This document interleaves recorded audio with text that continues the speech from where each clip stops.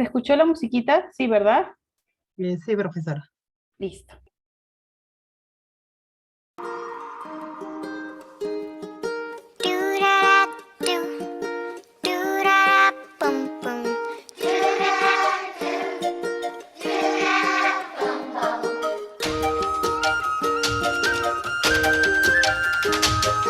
Mama is warm, Mama is soft, Mama is a mountain like Himalayas.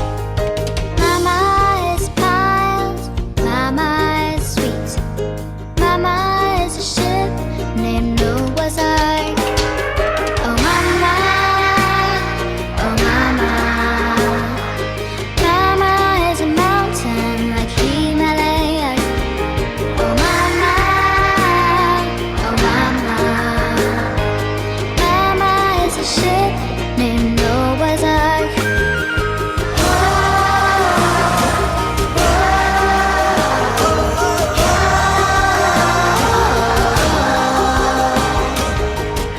Mama, Mama, Mama, Mama, Mama, Mama, Mama, Mama.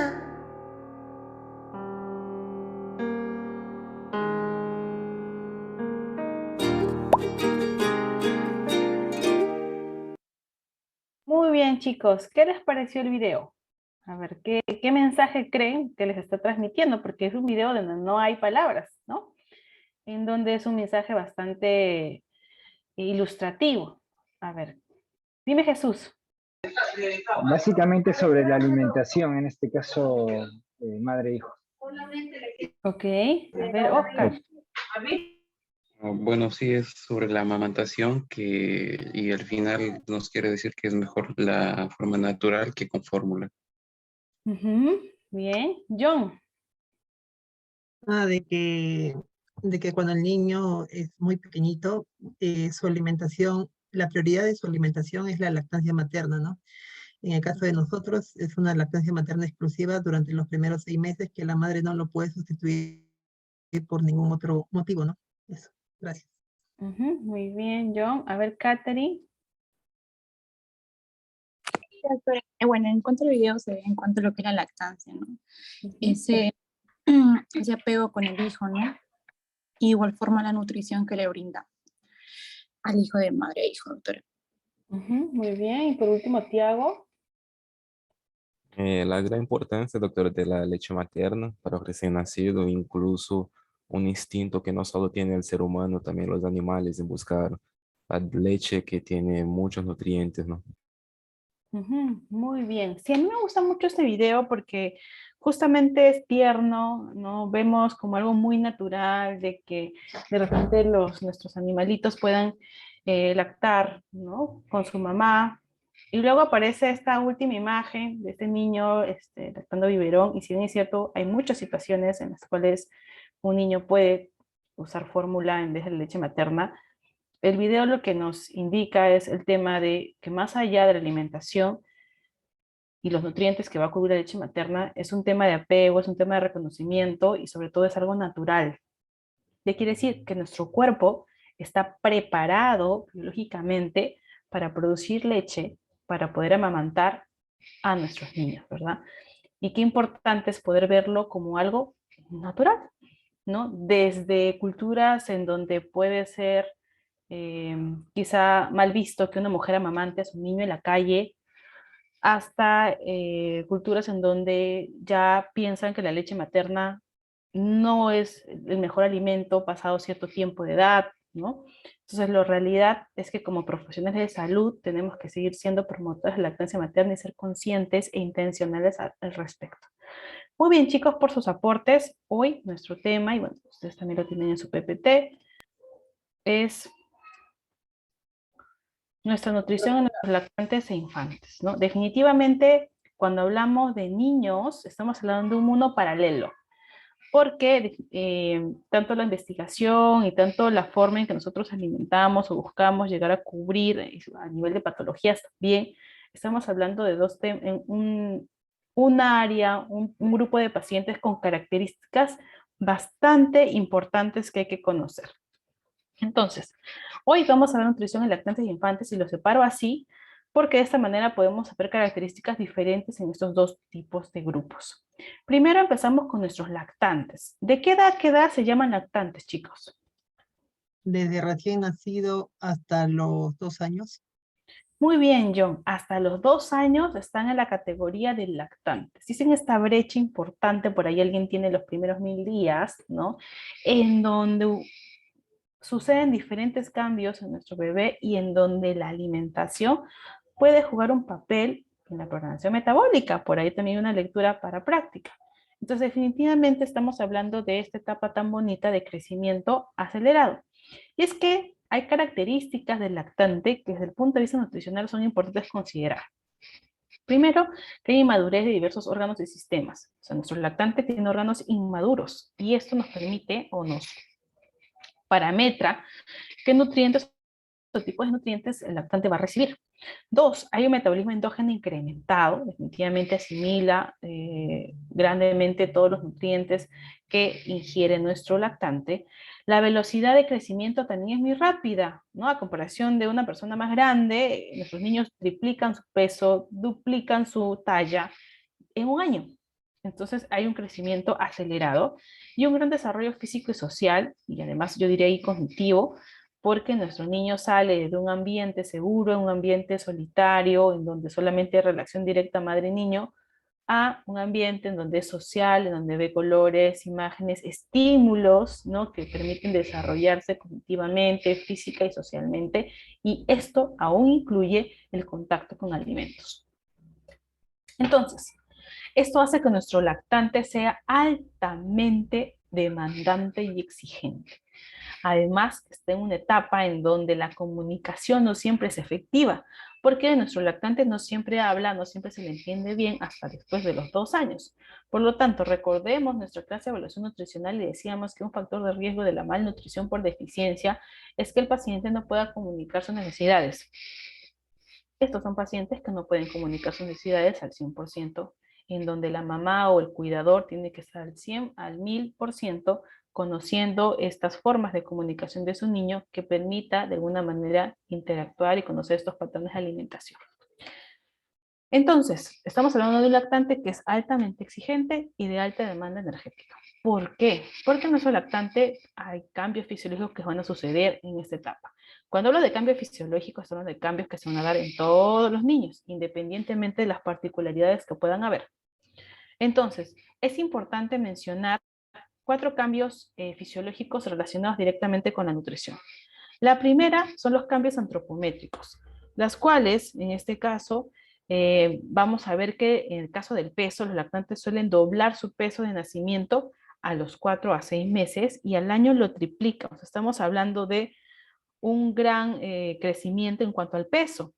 También va en relación a su talla, en donde la longitud suele aumentar un 50% en el primer año de vida, es decir, 50% más y duplicarse a los 4 años. Entonces vemos que también hay un crecimiento acelerado.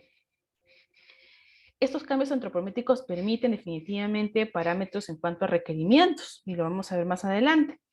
También hay cambios de composición corporal, en donde en los primeros meses de vida producen un aumento de la masa grasa, y es por eso que ustedes lo pueden evidenciar cuando nacen. Un bebito nace y se ve todos sus rollitos, se ve gordito, se ve hasta un poco flácido, ¿no?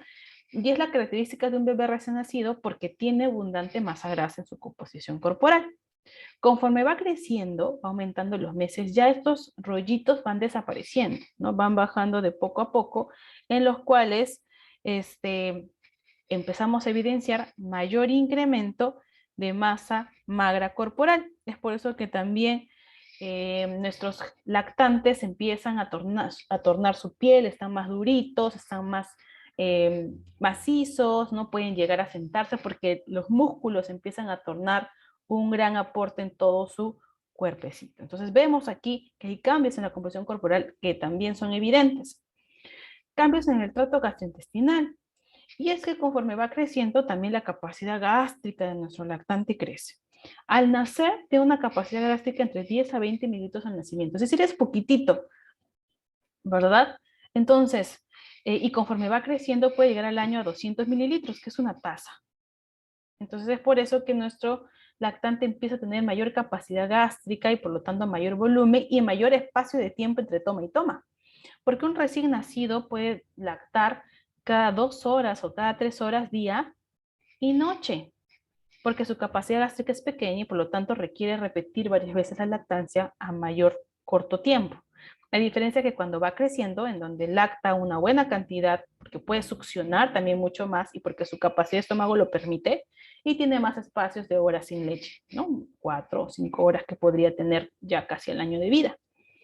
Ahora, aquí también se produce el desarrollo de diferentes sistemas enzimáticos. Recordemos que nuestro tubo gastrointestinal tiene enzimas desde la boca hasta el intestino. Por lo tanto, esto permite que mejore la digestión, ¿no? Y que pueda aceptar alimentos más complejos. Y es por eso que recién la alimentación complementaria se inicia a partir de los 6 meses, ¿no? Esperando que este sistema enzimático empiece a desarrollarse correctamente.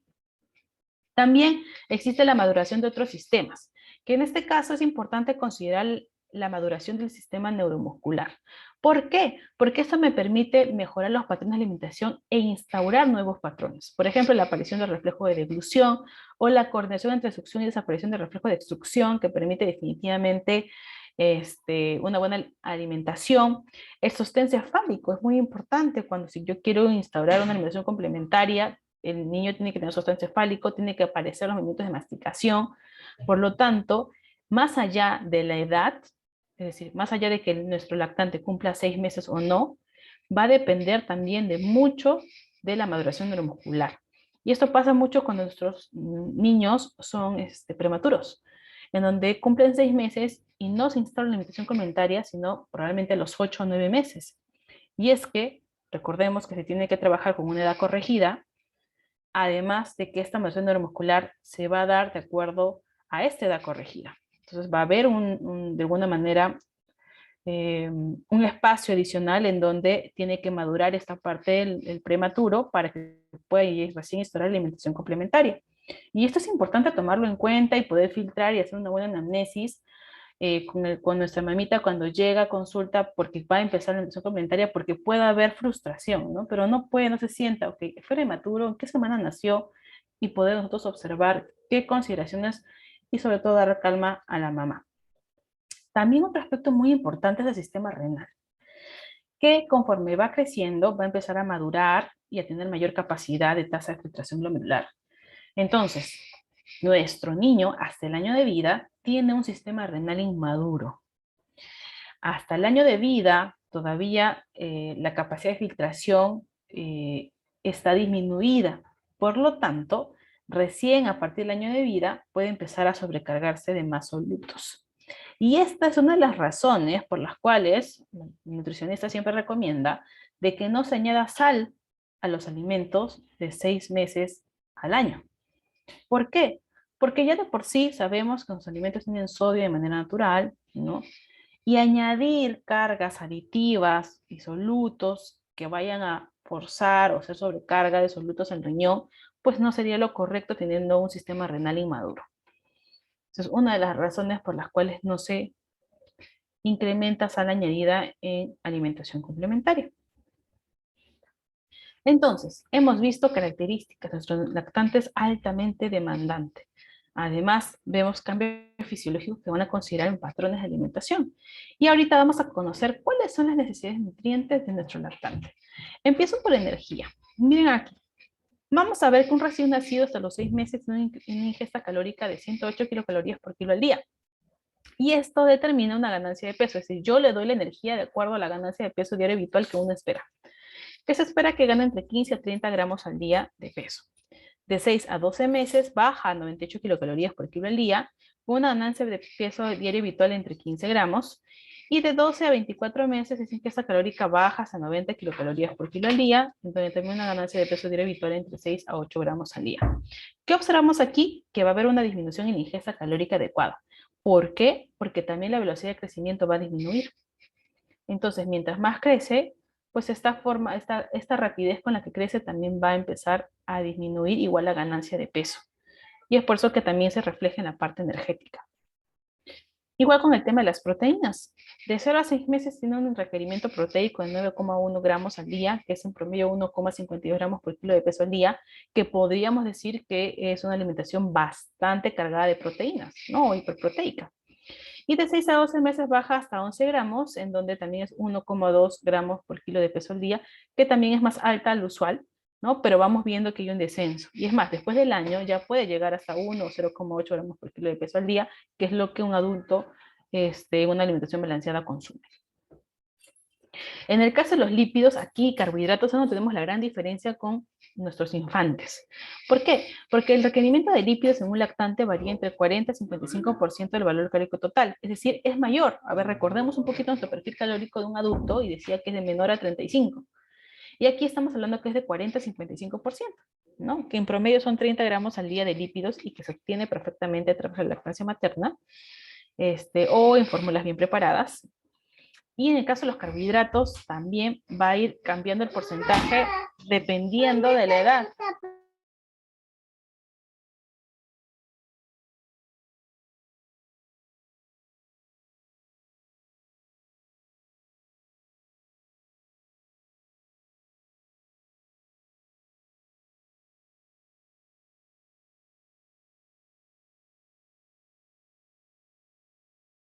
Ya, perdón chicos. Entonces, durante el encargo de los carbohidratos también va bajando los porcentajes, en donde durante la lactancia en promedio el aporte de carbohidratos que da la leche materna es entre 30 y 60%, y en los primeros meses va bajando, ¿no? Va empezando a bajar 30 a 40 y de al año va llegando entre 50 y 60%, que más o menos se regula a un perfil calórico de un adulto, ¿verdad? Entonces al inicio va a tener menos carbohidratos que grasa y luego ya vamos regulando el perfil calórico.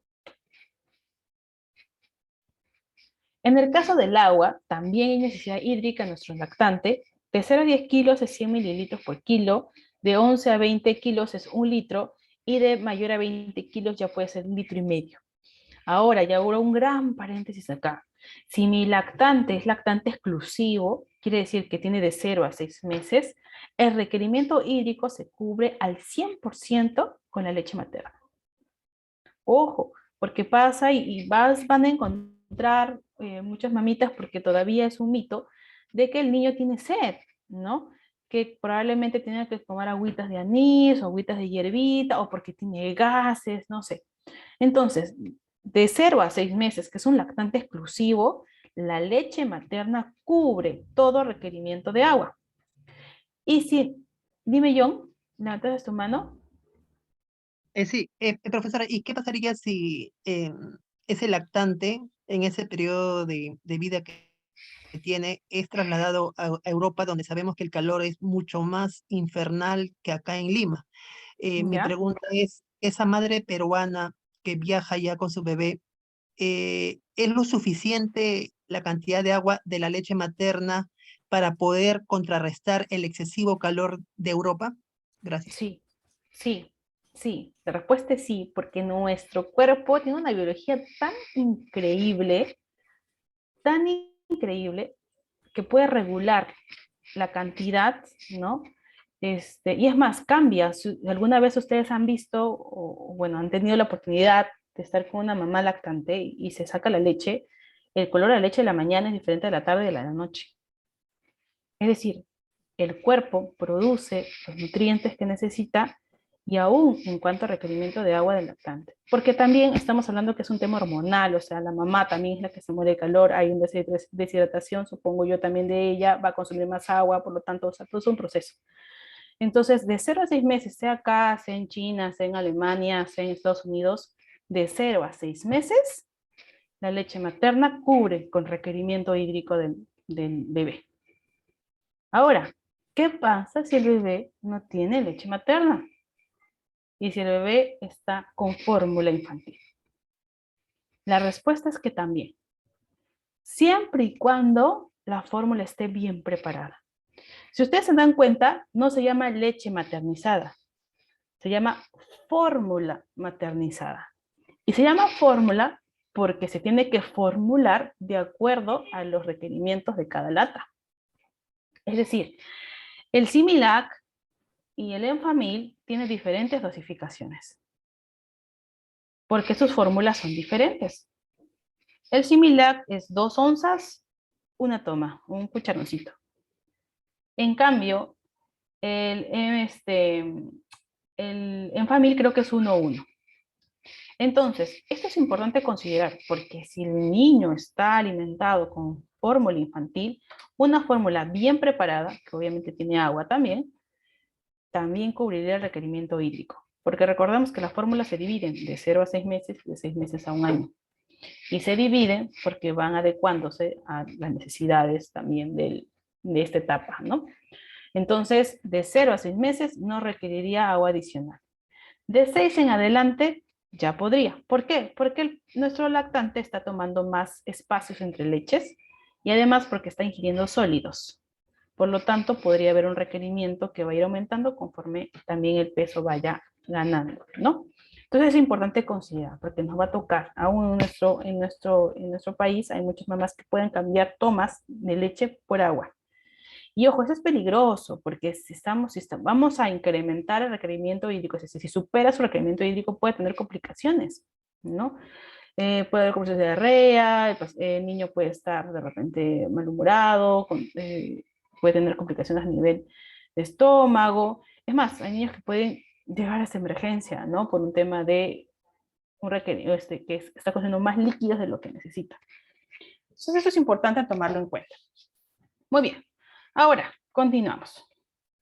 En el caso de vitaminas y minerales, también, si bien es cierto, de 6 a 12 meses no hay muchos cambios, sí hay cambios relevantes en los cuales hay diferencias, como por ejemplo en el caso del calcio o en el caso del hierro, que hay un incremento entre 0,6 a 6 a 12, ¿no? En el fósforo, en el magnesio, también tenemos ciertos minerales que van incrementando.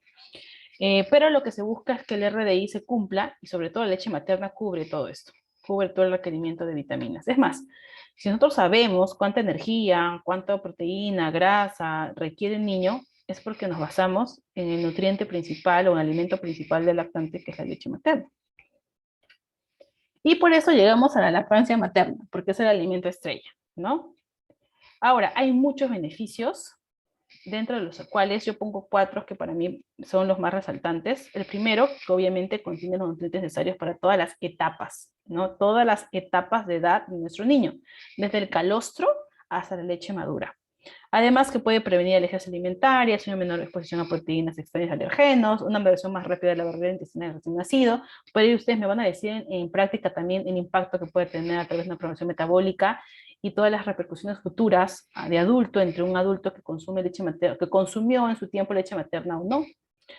Previene diferentes tipos de cáncer materno infantil y propiedades antiinflamatorias, inmunológicas y antiinfecciosas que se lo da a través del calostro, como son las hemoglóbinas A, las lactoferrinas y las lisocimas. Y ojo aquí, estos beneficios se han observado también en lactancias mantenidas de niños por encima de los 12 meses. Es por eso que en la actualidad la recomendación de la Organización Mundial de la Salud nos dice que la lactancia materna debería ser entre los 0 y 2 años, ¿no? En donde la exclusiva va de 0 a 6 meses y de ahí la complementaria de 6 meses hasta los 2 años. Ahora, importante, ¿cómo producimos leche materna? Porque esto lo tenemos que tener súper claro. Y de esta manera desmitificar el hecho del por qué hay mamitas que de repente dicen que no están produciendo leche. Y es que la forma de producir leche empieza por el estímulo, ¿no? Hablamos del estímulo como la succión que envía... Un ratito, chicos.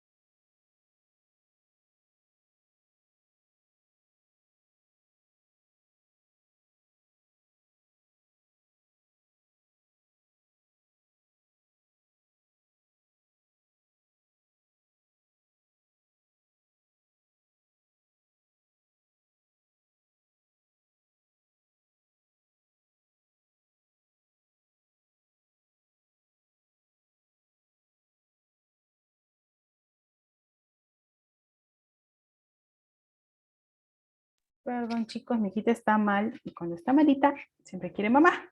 Ok, listo.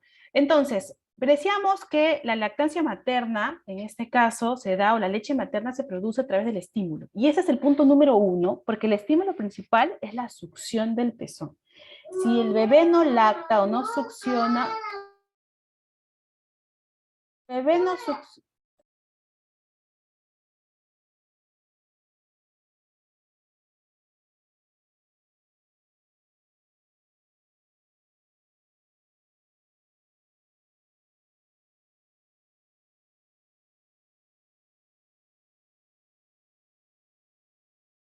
Ok, hablamos de la succión. Entonces, la succión del pezón va a ser el primer estímulo. Si el bebé no succiona, no va a haber leche materna. Y esto es importantísimo, porque pasa mucho que al inicio, obviamente, nosotros las mamás primerizas, la primera vez que va a lactar el bebé, la producción probablemente sea poquita. Y es que vimos también que la capacidad gástrica del bebé también es chiquita. Por lo tanto, nuestra producción va de acuerdo a lo que necesita nuestro bebé.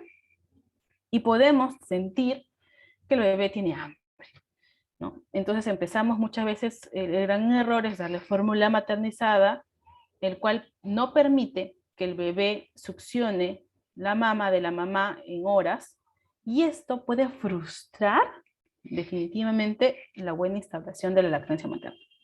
Por lo tanto, si no tienes leche, ¿qué tienes que hacer? Que siga succionando el bebé. Ok, podrás ayudarte quizá con una fórmula algunos días, pero que siga succionando el bebé, que no deje de succionar, porque la succión es el primer estímulo. ¿Y qué hace la succión? Nos activa en la hipófisis la liberación hormonal, que libera prolactina y oxitocina, las dos hormonas importantísimas para poder producir leche materna. La prolactina lo que hace es producir leche materna, ¿no? Estimula los alveolos y lobulillos para la producción. Y la oxitocina lo que hace es contraer las células para que las expulse, ¿no? Las expulsen los conductos galactóforos. Luego viene el vaciado, que es cuando el bebé succiona, y esto genera otra vuelta al estímulo y es un círculo. Es un círculo que se va a instaurar. Y es por eso que es tan importante que nuestra mamita se prepare para la lactancia materna, que pueda aprender cómo el bebé tiene que agarrar toda la aureola marrón que tiene el seno de la mamá, porque si solo agarra el pezón no va a tener una buena succión, por lo tanto tiene que agarrar toda la aureola para que pueda instalar un buen vaciado de los pechos, ¿no?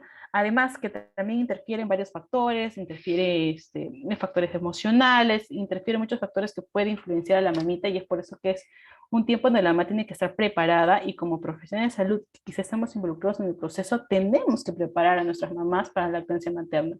No siempre es bonito al inicio, cuando eres primeriza, ¿no? Y no agarra bien y puede generar dolor, puede generar grietas, y es ahí donde te das cuenta de que no está teniendo una técnica correcta. Entonces, enseñar la técnica correcta a la mamá va a ser importante para tener éxito en la lactancia materna. El parto también influye. Dime, John. Profesora, ¿y usted cuando dice que a pesar que la mamá sabe que no tiene leche y que el bebé siga succionando, el bebé no estaría tomando aire ya que no hay leche? No, o sea, me refiero a que, por ejemplo, pasa, ¿no? De que, y pasa mucho con las mamitas que somos cesareadas. Se demora más en instaurar la lactancia materna en una mamita cesareada en una mamita que dio parto vaginal. Entonces, ¿qué pasa? Si yo digo, no tengo leche, le doy fórmula, ya no le voy a dar de lactar al bebé. Entonces, ¿qué sería lo ideal o la estrategia? Dale fórmula, luego que termine su fórmula, que te empiece a succionar, ¿no? Que succione, que juegue, que estimule, porque si no hay estímulo, no va a haber producción. Entonces, eso es importante. O sea, no me refiero a que el bebé no se va a alimentar, me refiero a que no puede dejar de succionar, para que esto de esa manera podamos instalar la lactancia materna.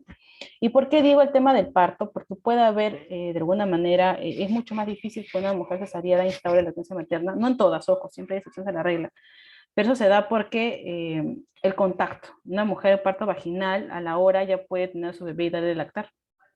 Y es que lo que normalmente se da en los hospitales, ¿no? Y en las clínicas. Pero una mujer cesareada no. Va a pasar 4 horas en las cuales la mamá está en la etapa de recuperación o de observación, y luego de esas 4 horas recién puede tener al bebé, ¿no? Que probablemente ya recibió fórmula, y que recién instauras la alimentación y por lo tanto pasa esta brecha en donde está la sobrecarga de hormonas, donde todavía estás completamente dispuesta a producir leche y este estímulo se va perdiendo conforme va pasando las horas.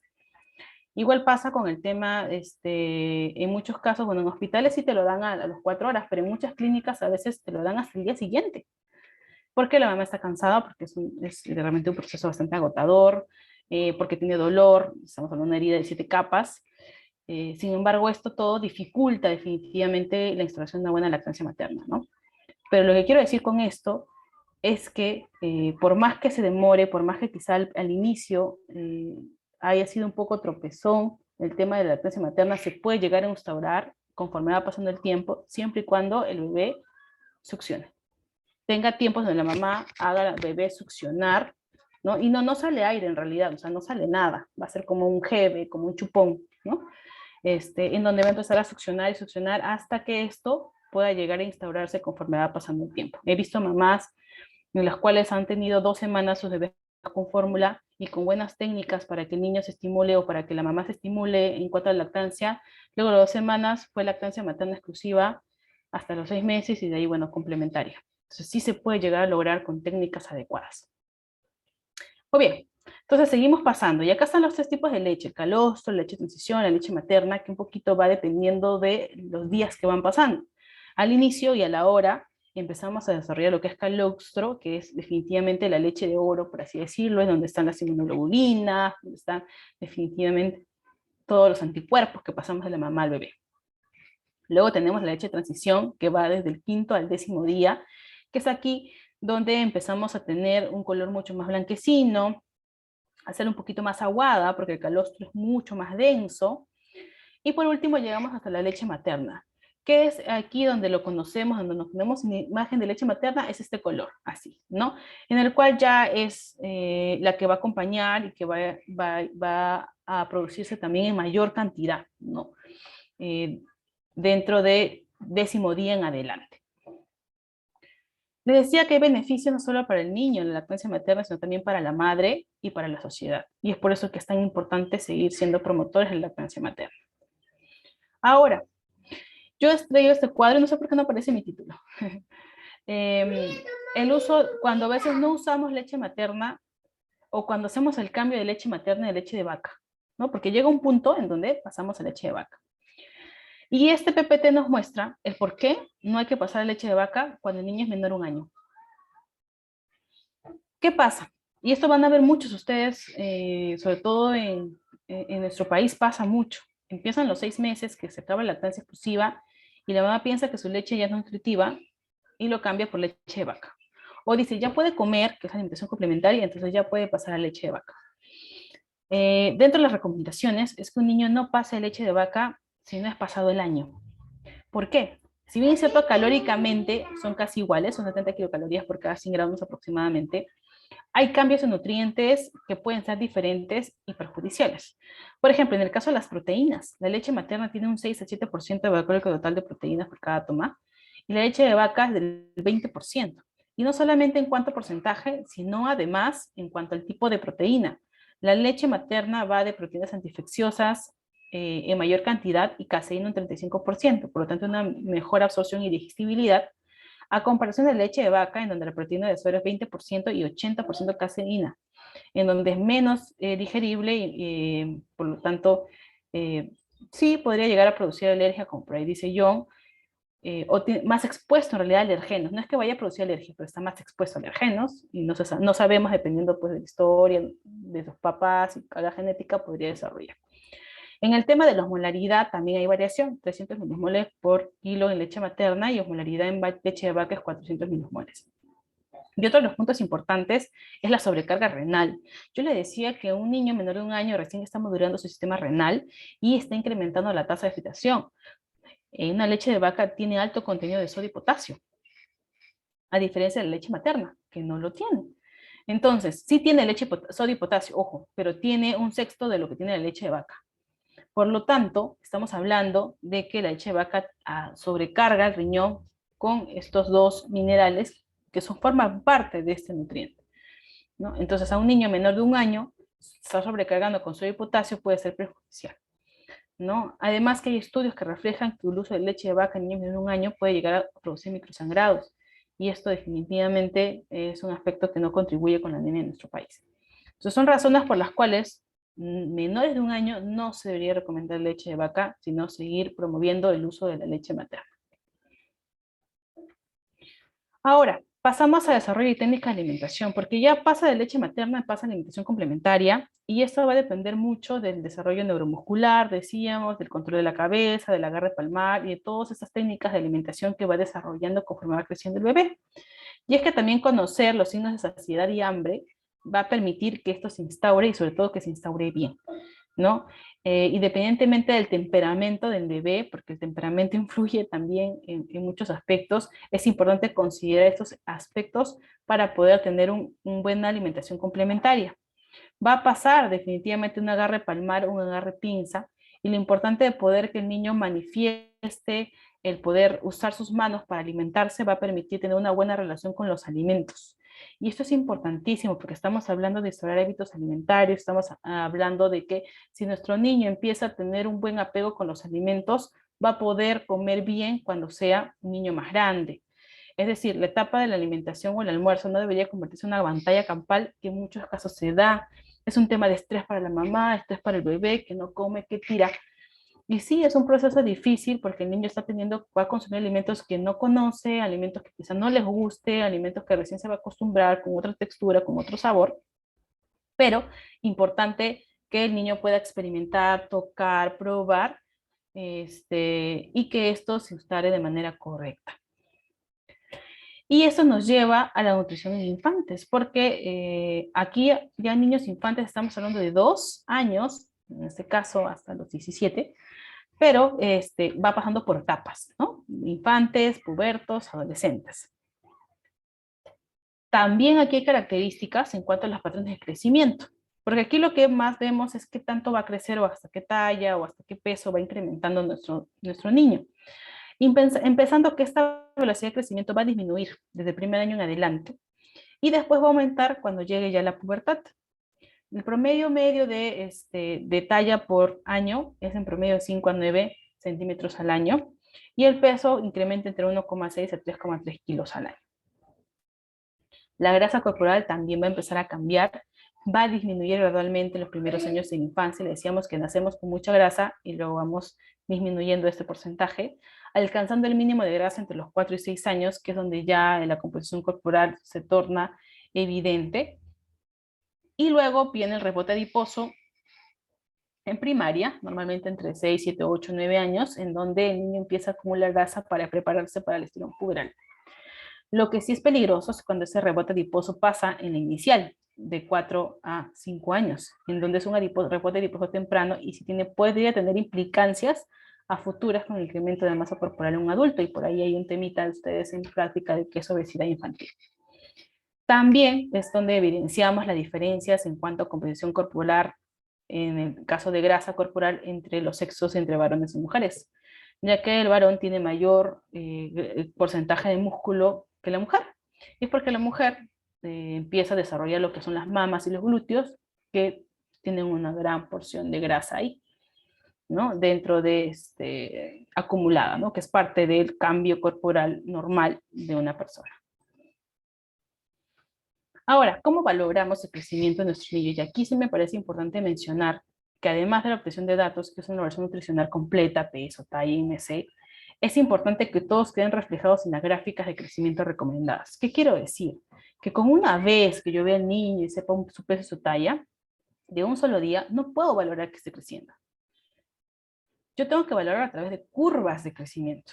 Y estas curvas nos permiten saber problemáticas, nos permite saber qué pasó con el niño, cuándo creció, por qué subió de peso, por qué bajó, en qué momento está creciendo bien su talla. Y esto es importantísimo. Un pediatra debería pedir su tarjeta de CRED a toda mamá que llegue con un niño chiquito. Porque esto, cuando la mamá te pregunte, ¿y está creciendo bien mi niño? La única forma de ver que esté creciendo bien o no es a través de estas curvas de crecimiento.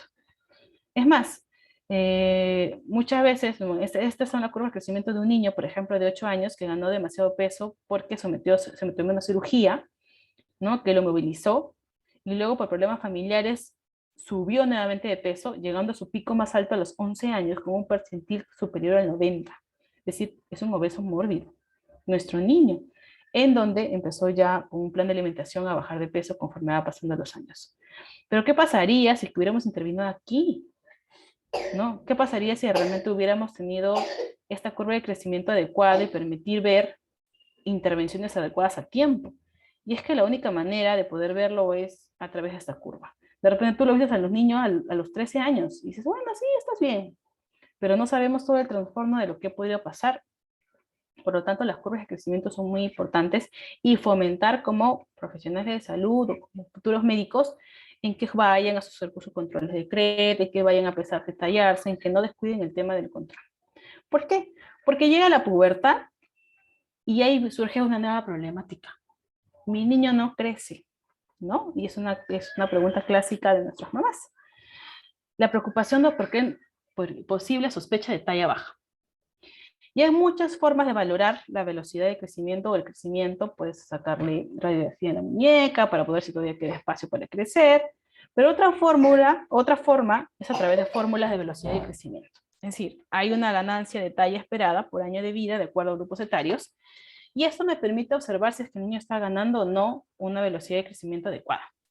En el primer año de vida va entre 20 y 25 centímetros al año, en el segundo año de vida va de 10 a 12 centímetros, en el tercer y cuarto año de vida de 6 a 8, del quinto hasta el estirón puberal de 5 a 6 centímetros al año, y ya en el estirón puberal va entre 8 a 10 centímetros al año en niñas y de 10 a 12 en varones. Entonces, observamos que hay ciertos patrones que podemos identificar. Para yo poder calcular esta velocidad de crecimiento necesito dos valores. Necesito la velocidad de crecimiento, necesito la diferencia entre la talla entre dos tomas, dos mediciones de diferente año.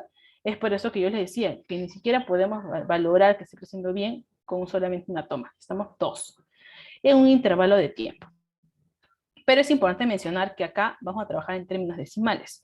Y es muy fácil trabajar en términos decimales porque solo necesitamos tener el cuadrito, que es el que les he mostrado aquí. Por ejemplo, voy a poner mi pluma. Ya está.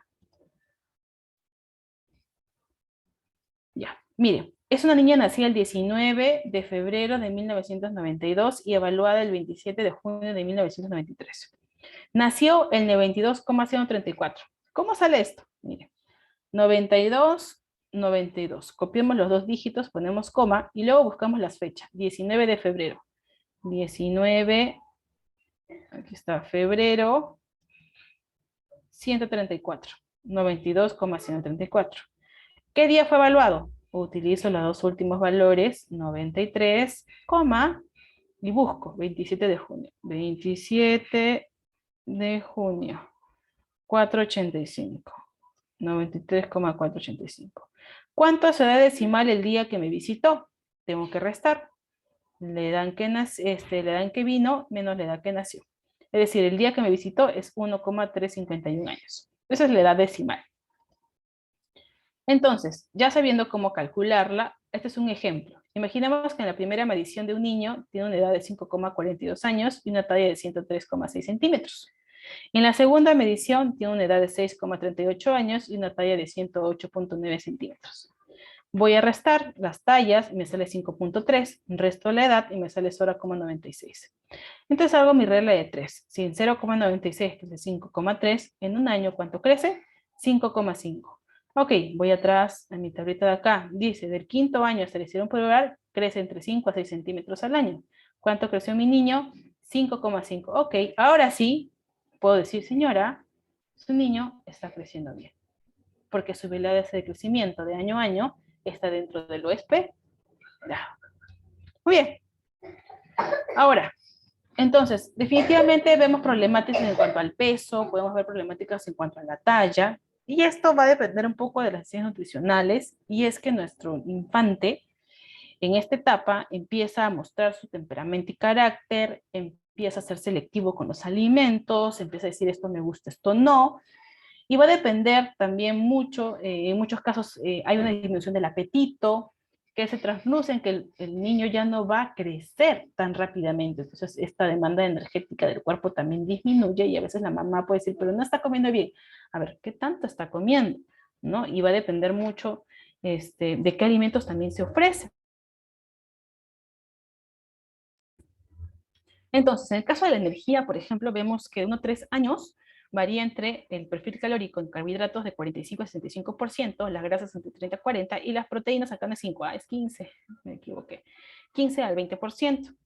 En el caso ya de 4 a 18 años, que estamos hablando ya de niños más grandes, y el perfil calórico va de acuerdo definitivamente al adulto, ¿no? De 45 a 65 carbohidratos, de 25 a 35 grasas. ¿Y por qué va de 10 al 30? Porque va a depender si está en estrón puberal o no, pues llegar a unas proteínas adicionales. En el caso de las proteínas, de 1 a 3 años va de 13 gramos al día, y de 4 a 8 años 19 gramos, que esto se traduce entre 1 a 0,25 gramos por kilo de peso al día. ¿Qué quiere decir? Que el aporte va dentro de lo adecuado. Otro aspecto importante que se ve en estos niños son los suplementos vitamínicos y minerales. Que si suplementamos o no, ¿está bien o no está bien? Bueno, la Asociación Americana de Pediatría nos dice de que la administración de suplementos de vitaminas y minerales distintos al flúor no debería, o sea, no apoya esta suplementación en una base rutinaria en niños sanos. Ojo, ya que dice sanos, ¿ah? ¿Por qué? Porque en teoría, si el niño está comiendo alimentos de manera balanceada, debería cubrir sus requerimientos también. Sin embargo, si hay riesgo de nutrición inadecuada, sí se podría adecuar. En niños con anorexia o con apetito deficiente, en niños con enfermedades crónicas, en niños de repente donde las familias privan de ciertos alimentos, en niños con programas de alimentación que controlan el peso, en niños con dieta vegetariana, porque sabemos que hay nutrientes que solo obtenemos en alimentos de origen animal, en niños que se evidencia la falta de crecimiento o retraso de crecimiento, y niños con discapacidades de desarrollo. ¿Cómo es la dieta adecuada de un niño? En realidad hablamos de una dieta balanceada. Y esta es la etapa, es la brecha preciosa en donde vamos a crear hábitos alimentarios. En la forma en que el niño empieza a crear hábitos alimentarios, vamos a asegurarnos que va a ser un adulto consciente de cómo alimentarse. Esto es importantísimo porque en la edad de niños es donde formamos estos hábitos. Si un niño de por siempre tomó gaseosa en su casa todos los días, de adulto le va a ser difícil dejar de tomar gaseosa todos los días con el almuerzo, porque ha venido creciendo durante toda su vida así. Es por eso que la forma en cómo ha sido criado y instalar los hábitos alimentarios en casa van a ser importantes. Además que en esta etapa pues también las tendencias sociales, la presión familiar, el entorno, los amigos, la presión de los iguales puede de alguna manera interferir grandemente con la alimentación de los niños. Es por eso que no sé si se acuerdan, antes salían propagandas en cadena nacional acerca de fast foods, ¿no? Promocionando juguetes, donde salen muñequitos, dirigido todo al niño. En este caso, se vio y hubo muchos estudios donde la influencia de los medios de comunicación en cuanto a la elección de los alimentos era bastante elevada. Por lo tanto, esto cambió, ¿no? Se tomó tanta importancia que ahora, bueno, excepto en cable, pero normalmente a nivel nacional ya no vemos este tipo de propagandas dirigidas a niños, sino más bien adolescentes o quizá grupos etarios en donde la toma de decisión ya se da más de manera individual, ¿no? Y termino con esto, chicos, porque aquí nos permite conocer raciones y días a la semana de diferentes grupos de alimentos. Recordemos que ya el niño empieza la olla familiar a partir del año, ¿no? Y empieza a comer y a generar patrones de alimentación igual que un adulto. No es que tenga una alimentación diferenciada, sino más bien las porciones van cambiando, ¿no? Conforme a su capacidad gástrica. Pero, por ejemplo, en lácteos, dentro de los recomendados de 2 a 4 raciones al día. En cuanto a carbohidratos, también de 4 a 6 raciones. Verduras y hortalizas, al menos 2 porciones al día. Frutas, al menos 3 porciones al día. Bueno, aceite de oliva, porque es una guía europea, va de 3 a 6 cucharaditas al día como aporte de ácidos grasos insaturados. Podríamos tenerlo en cuanto a aceite, o pecanos, o otro tipo, o palta, otro tipo de alimentos, ¿no?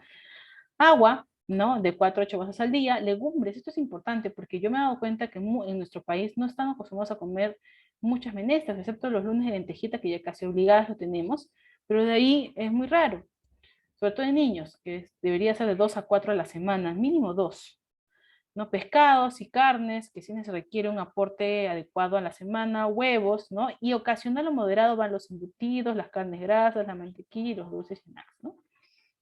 Entonces, hemos acabado con nuestra clase el día de hoy, chicos. Creo que me he pasado un poquito, déjenme ver la hora. Ya me he pasado así.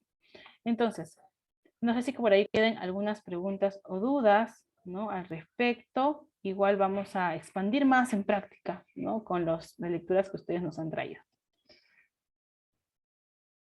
¿No? Doctora, Listo. en el caso, disculpe, Dime, Gina. ¿sería dable o sería recomendable quizás que un niño lleve una dieta vegetariana o no sería factible que lo pueda llevar? En realidad sí existen, ¿no? Hay familias que optan por una alimentación basada en plantas que de alguna manera generan estos hábitos a sus niños.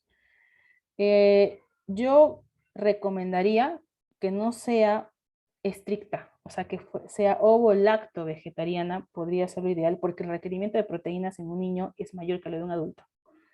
Y definitivamente esperamos que las proteínas puedan ser de alto valor biológico y que puedan ser bastante utilizables o bastante útiles. ¿Qué pasaría cuando no sucede eso? Pues definitivamente tendría que tener el asesoramiento de un nutricionista a la mano. O sea, una mamá sola no podría, porque tendríamos que regular y tendría que estar controlada en cuanto si realmente, o sea, que todos los años saque su hemoglobina, que podamos ver el crecimiento adecuado, ¿no? Y poder ver que la alimentación esté muy balanceada. Sí, hay nutricionistas que se especializan en alimentación basada en plantas en niños, en donde incluyen a veces vitaminas o nutrientes que podrían reforzar, ¿no? Eh, particularmente yo no muy de acuerdo estoy, porque definitivamente hay requerimientos bastante elevados, son altamente demandantes los niños, pero recordemos que a las finales los niños dependen de los papás y son los papás los que deciden la alimentación y si han decidido, lo que se necesita es que tengan una buena orientación para que pueda llegar a cubrir y hagan este match importante que es lo que vimos en proteínas. ¿Se puede llegar a cubrir aminoácidos esenciales? Sí, pero tiene que haber un buen match entre esos aspectos. Y considerando que el niño no siempre come todo lo que se le da, entonces es un poco más difícil. Que se puede lograr, pero sí va a requerir mucho apoyo de la mamá, mucha información, mucho balance, ¿no? Y sobre todo el apoyo del profesional competente y especialista en el área. Como les dije, igual en nutrición no todos son especialistas en este tipo de alimentos y la idea es que pueda ser una persona capacitada que oriente a la mamá y a la familia, sobre todo para el crecimiento del niño, ¿no? Ok, muy bien chicos, entonces ahora sí nos vamos a práctica. Dime, Tiago. Doctora, ¿es posible que el lactante tenga sobrepeso? Que un lactante tenga sobrepeso. Un lactante puede tener más peso de lo esperado, sí, pero un lactante no va a estar a dieta. Eso no va a pasar. Lo que puede pasar, si es de 0 a 6 meses, es que quizá esté ganando más peso de lo esperado, pero o sea, no va a pasar nada porque el niño está regulando su composición corporal. En el caso de un lactante no exclusivo o un lactante que ya está con alimentación complementaria, lo que se puede regular es un poco qué tipo de alimentos se da. Quizá hay una indicación alimentaria en cuanto a alimentos muy energéticos que se le esté dando. Pero no es que el niño le vamos a poner a dieta, no es que el niño va a pasar un régimen alimentario diferente, no, el niño tiene que cubrir sus necesidades energéticas. Probablemente lo que se hace con un niño menor de 5 años es incrementar movimiento, ¿no? Para que se pueda evidenciar un gasto. Pero normalmente no se considera algún tipo de intervención cuando esto pasa. Muchas veces sí se ha visto niños con una ganancia de peso inesperada con fórmulas sí. Con leche materna normalmente no se regula nada, pero con fórmulas muchas veces pasa que no han preparado bien la fórmula o son fórmulas muy concentradas, en donde esto hace obviamente que el requerimiento energético que está consumiendo sea mucho mayor a lo que necesita. Y es un poco de regular y que cubra, ¿no? Pero no es que vamos a disminuir menos, es que vamos a dar un balance energético negativo para que baje de peso, no pasa eso en niños menores de 5 años. Bueno, en el caso de los macrosómicos ya nacen así, no nacen macrosómicos por un tema de glucosa, o sea, la glucosa ingresa, el glucosa abundante hace que obviamente el bebé también tenga glucosa además, y ustedes saben que el carbohidrato en exceso se convierte en grasa.